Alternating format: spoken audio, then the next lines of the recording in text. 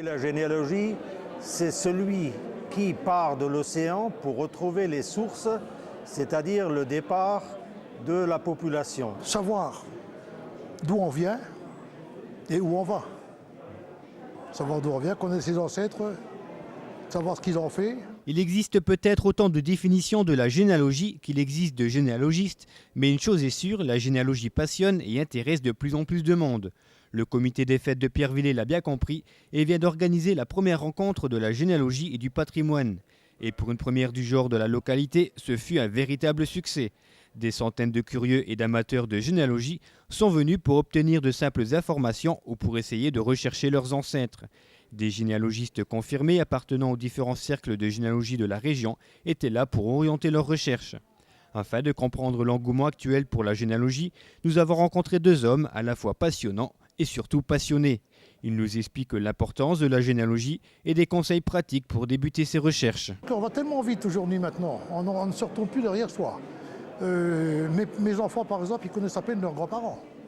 Autant je leur en parle de temps en temps, mais ils vont tellement vite aux études, à l'école, au travail, qu'ils n'ont pas le temps de penser. Alors de temps en temps, quand on se retourne, on dit, bah, tiens, d'où je viens? On se pose la question, d'où je viens, qu'est-ce que je suis? Alors là, c'est pour ça qu'il y a beaucoup de gens qui recherchent maintenant, il faut, comme on dit, il faut un peu un retour au passé pour retrouver leurs racines. Un retour au passé pour rechercher ses racines, se chercher soi-même, puiser au plus profond de soi des choses ayant paru insignifiantes à une certaine époque de notre vie. La généalogie ne se limite donc pas à rechercher des noms, mais grâce à elle, c'est toute une histoire de la famille qui en découle. Parce qu'une généalogie qui a des noms et des dates, c'est rébarbatif. Alors il vaut mieux étoffer un peu les ancêtres, mettre les grandes lignes de leur vie, ce qu'ils ont fait, les voyages, les métiers qu'ils ont eus, tout ça, dans l'époque où ils ont vécu, les guerres qu'il y a eu à cette époque-là, toute leur misère, leur chagrin et les joies qu'ils ont eues. C'est surtout ça, quoi. C'est l'histoire des ancêtres. Jusqu'où aujourd'hui on peut remonter dans la généalogie? Jusqu'à quelle époque? Normalement, on peut remonter jusqu'à 1620, 1630. Normalement. Hein. Au-dessus de ça, les archives deviennent plus rares. Alors, vous n'avez que, dans un mariage, vous n'avez que l'époux et l'épouse. Bien souvent, les parents ne sont pas indiqués. Bien souvent aussi, vers 1620, 1610, l'épouse, il n'y a que le prénom qui est indiqué. Donc, il faut rechercher beaucoup plus loin pour retrouver aux naissances des enfants, par exemple, on retrouve le nom de la mère. Alors à cette époque-là, il faut dire que les curés payaient les papiers du registre, les actes, et alors comme les curés de les petites paroisses étaient très pauvres, ils en mettaient le moins possible sur les actes. C'est pour ça qu'il faut rechercher des fois plus loin, chez les notaires, aux inventaires après décès, pour voir combien de descendants qu'il y avait, comment que les parents s'appelaient. Alors c'est toute une recherche à faire. Des recherches qui peuvent être facilitées avant le XVIIe siècle si vous avez la chance d'avoir des ancêtres faisant partie de la noblesse. Parce que les familles nobles ont toujours été répertoriées et ils savaient écrire, les gens dans ce temps-là. Ils avaient des titres, des places, comme prévôt ou n'importe quoi, conseiller du roi ou du duc.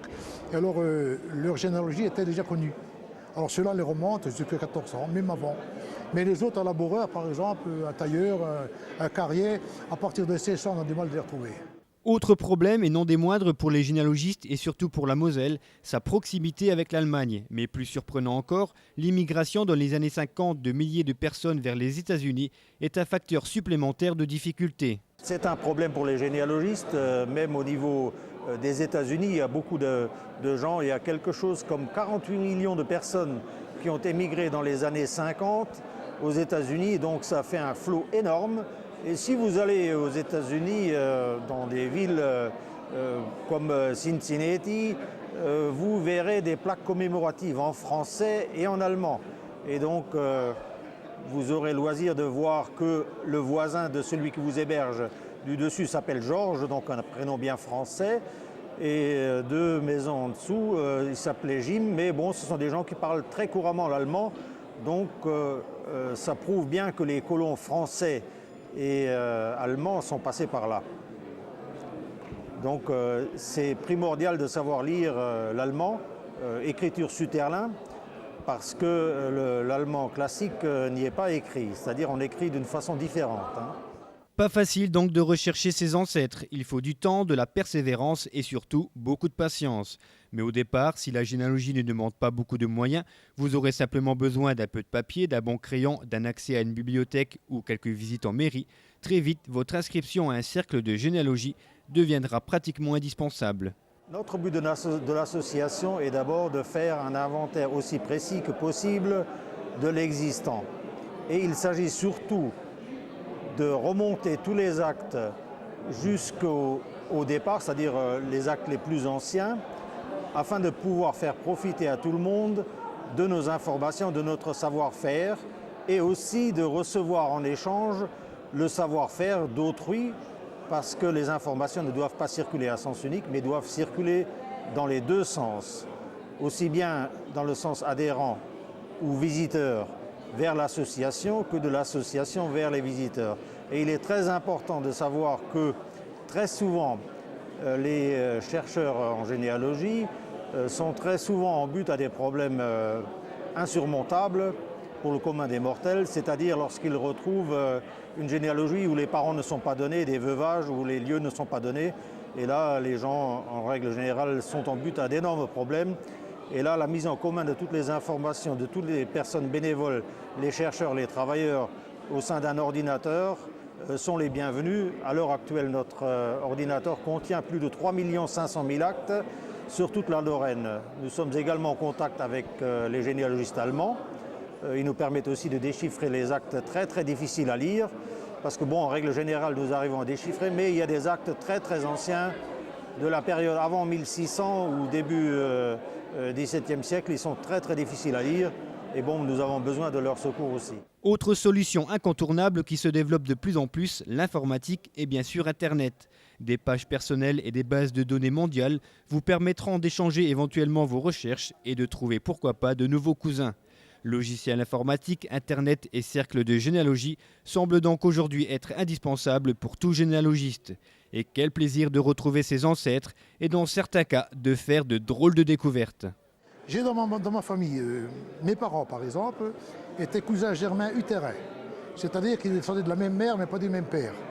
Alors mon père, il faut dire cette phrase-là, le père de ma mère était marié avec la mère de mon père. C'est une phrase qui est bizarre, mais qui arrive assez souvent dans des remariages avec des veufs, et on ne fait pas attention. Mais quand on étudie la généalogie, on trouve ces actes-là, et ça a l'air assez cocasse, quoi. Cette manifestation était aussi celle du patrimoine. De nombreux auteurs régionaux étaient présents pour dédicacer leur ouvrage sur le patrimoine lorrain. À noter également une très belle exposition de photos d'archives du site métallurgique de l'UCPMI de Hagandange. Enfin, pour faire le lien entre le passé et le futur, l'UNICEF était associé à cette manifestation. Rappelons que l'objectif de l'UNICEF est de protéger la vie des enfants et de promouvoir leur développement. Le comité des fêtes de Pierrevillers et tous les partenaires peuvent se féliciter de cette première édition et peuvent envisager sereinement l'organisation d'une deuxième édition.